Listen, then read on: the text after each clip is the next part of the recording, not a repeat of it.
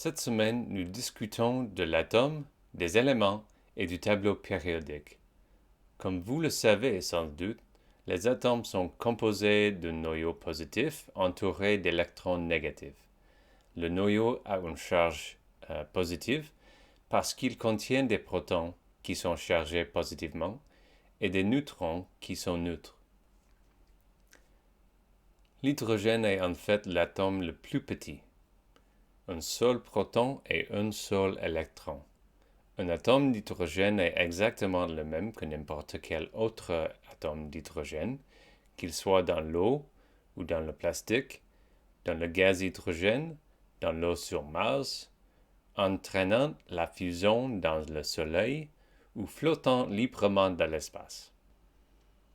Chaque atome d'hydrogène est également différent de tous les autres éléments par un nombre important, le nombre de protons dans le noyau. Nous pouvons changer le nombre d'électrons. Un atome d'hydrogène sans son électron est un ion d'hydrogène. Ou nous pouvons changer le nombre de neutrons. L'hydrogène avec un ou deux neutrons sont parfois appelés deutérium ou tritium, mais ce sont toujours des atomes d'hydrogène.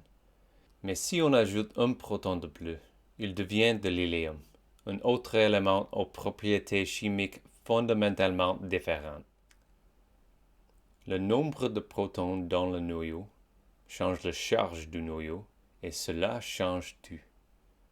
Pour mieux comprendre l'échelle des atomes et leur noyau, passons à un atome ayant 79 protons dans son noyau, l'or. Un atome d'or a une taille environ un quart de nanomètre. Cela signifie que 7 perles d'or d'un millimètre a une largeur de 4 millions d'atomes d'or. Si un atome d'or était aussi large que 7 perles, alors 1000 atomes auraient un mètre de largeur, ou environ la même largeur que 5 manuels de chimie. Et 4 millions d'atomes d'or s'étendraient sur 4000 mètres, ou 4 kilomètres, la distance entre ici et CMR. Donc, allons-y.